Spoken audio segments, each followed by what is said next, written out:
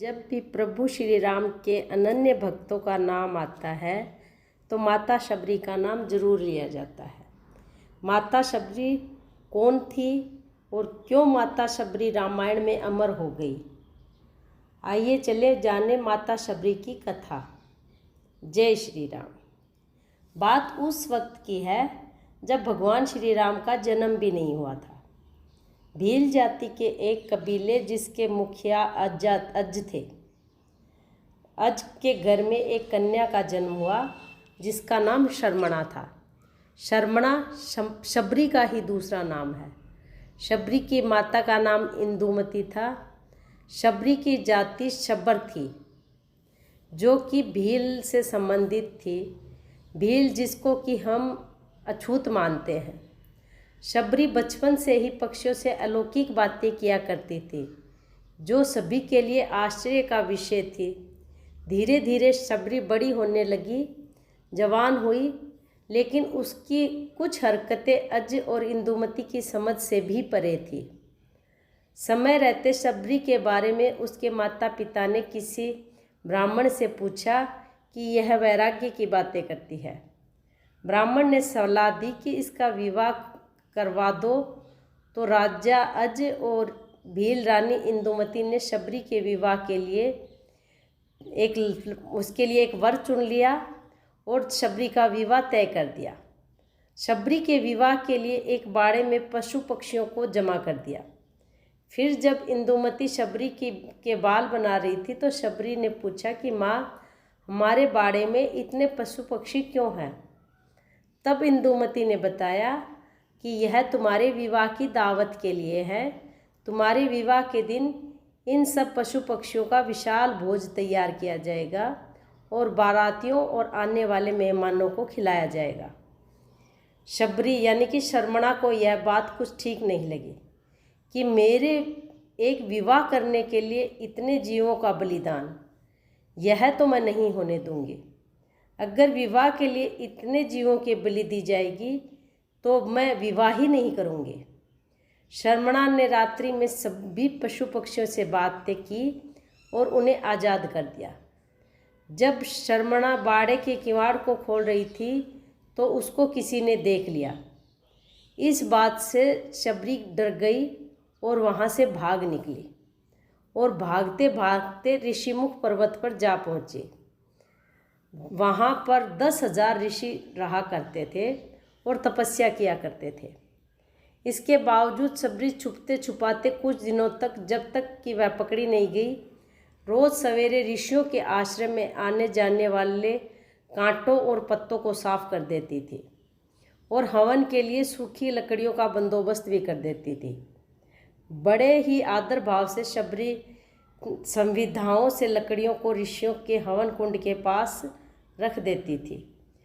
कुछ दिनों तक तो ऋषि समझ ही नहीं पाए कि यह कौन है जो कि सारे काम निपटा रही है, कहीं कोई माया तो नहीं। फिर जब ऋषियों ने अगले दिन सवेरे जल्दी छुपकर शबरी को देखा तो उन्होंने शबरी को पकड़ लिया।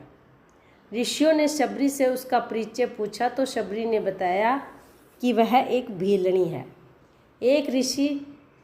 सभी ऋषियों ने शबरी को अछूत मानकर परे कर दिया, लेकिन एक ऋषि जिनका नाम मतंग था ने शबरी को अपनी बेटी कहकर उसको अपनी कुटिया में शरण दी और सेवा करने को कहा।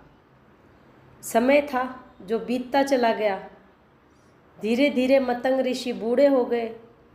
मतंग ऋषि ने घोषणा की कि जब मैं अपनी देह छोड़ना चाहूँ तब मैं तुम्हें ज्ञान की बातें दूंगा। एक दिन मतंग ऋषि ने शबरी को बुलाया और कहा कि अब मैं अपनी देह त्यागना चाहता हूँ। तब शबरी ने कहा कि एक पिता को मैं वहाँ पर छोड़कर आई और आज आप भी मुझे छोड़कर जा रहे हैं, अब मेरा ख्याल कौन रखेगा? मतंग ऋषि ने कहा कि बेटी, तुम्हारा ख्याल अब प्रभु श्री राम रखेंगे। शबरी सरलता से कहती है कि ये राम कौन है और मैं उन्हें कहाँ ढूंढूंगी और मैं उन्हें कैसे पहचानूंगी? तब ऋषि ने कहा कि बेटी, तुम्हें उनको खोजने की ज़रूरत नहीं है। वो स्वयं तुम्हारी कुटिया पर चलकर आएंगे और तुम्हें दर्शन देंगे। शबरी ने मतंग ऋषि के इस वचन को पकड़ लिया कि राम स्वयं मेरे आंगन आएंगे।